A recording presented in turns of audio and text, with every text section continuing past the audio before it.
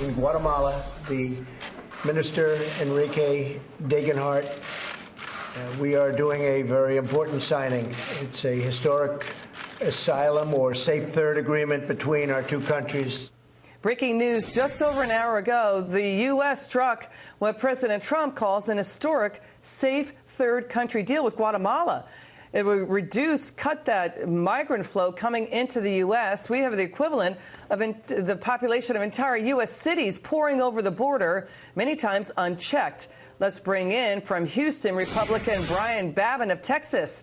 Wow, this comes just after one week of President Trump threatening tariffs and more against Guatemala as Democrats ditch town early. What are your thoughts? He's a great negotiator. You know, he carries a big stick. And I think the threat of that big stick has brought Guatemala to the table. It brought Mexico to the table. And we're seeing, some decrease in the numbers. It's still an overwhelming crisis. We are still seeing, our border really is not under our control more than what we're seeing. The cartels and the human traffickers seem to be having more control than our own government. And then we see the Democrats complaining, holding hearings, and yet not offering anything to give relief to our Border Patrol folks. And they need to put their money where their mouth is and put action behind their words. Sir, let me break this down. Correct me if I'm wrong. The Democrats don't visit the border. They don't really talk to our border gang down there trying to protect the country. In an election year is when they go down there. They make a lot of media headlines about the detention facilities. They slow walk the humanitarian aid that would give relief to those facilities. They leave town early for summer recess. They left about a day early. They did not take up a vote on their own border bill fix. What is going on here? I think they want open borders. I think the conclusion is inescapable. Sir, I don't mean to interrupt, because some people think that's just a Republican attack line, a Republican bumper sticker. Can you explain why you say they want open borders? What's behind that? I think it all plays in. I think it plays into their agenda. They're hard left. Many socialist policies are being proposed.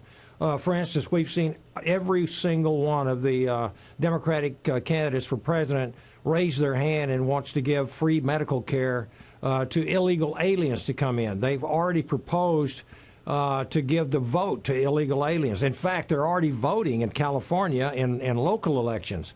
They know that this plays into the advantage of the Democratic Party and their socialist agenda. If these people coming across the border were Republicans or anticipated to be Republicans, I can tell you there would be barrier protection down there in a very short period of time. But that's really the point. I mean, what's important is we have fallen through the looking glass and are now on the other side of the mirror. It was never considered hard right or conservative about 10 years ago. In fact, in 2013, when, many Democrats said yes. Chuck Schumer said, yes, we need better border structures. We need to tighten the border. We need to get control of the border. President Trump, though, is doing this without any help from Congress. Your reaction to that? You're exactly right, Liz. This is exactly what's going on. They do not lift a finger to try to alleviate the problem. All they do is complain. And quite frankly, the president is doing an amazingly great job with the limited tools that he has. And one of those tools, I must say, is interior enforcement. Mm-hmm. And we have hundreds of thousands, in fact, over 1 million people have been ordered to leave the country by the federal immigration courts. Federal judges have ruled this, okay. And Sir, the Democrats don't want to even carry out the law. I hear what you're saying. Okay. We have breaking news. The U.S. Supreme Court just handed President Trump a victory.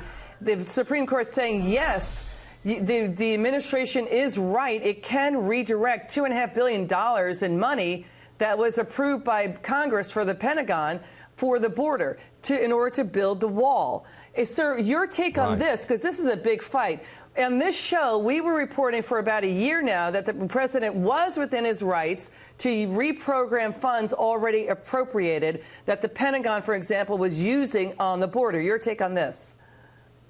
My take is exactly what's happened. I'm so happy to hear that we have won this round of this judicial fight because, every time the president tries to use executive orders in the absence of legislative work and cooperation with the Democratic Party in the House and the Senate, they go to the courts, and primarily they go to the Ninth Circuit.